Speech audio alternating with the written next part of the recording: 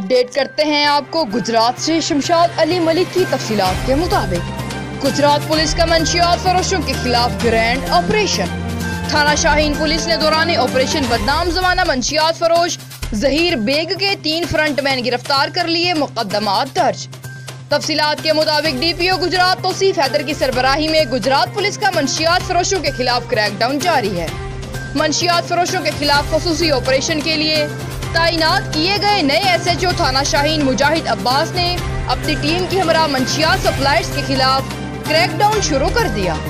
इब्तदाई कार्रवाइयों में थाना शाहीन चौक के इलाका के बदनाम जमाना मंशियात फरोश जहीर बेग उर्फ जहीरा के 3 फ्रंटमैन गिरफ्तार कर लिए गए। मुल्जिमान में इरफान उर्फ इरफान अलमारिया वाला, उस्मान मुनीर वल्द मुनीर अहमद, अब्दुल वहीद वल्द अब्दुल रशीद शामिल हैं। मुल्जिमान के कब्जा से मंशियात बरामद करके अलग अलग मुकदमात दर्ज कर लिए गए।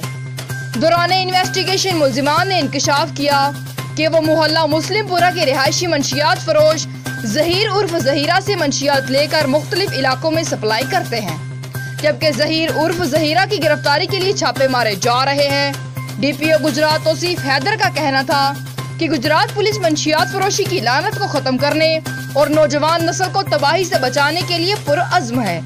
इलाका को मंशियात फरोशों से पाक करने के लिए SHO थाना शाहीन मुजाहिद अब्बास को खुसूसी टास्क देकर तैनात किया गया है। जल्द मंशियात के मरकजी डीलर हवालात के पीछे होंगे।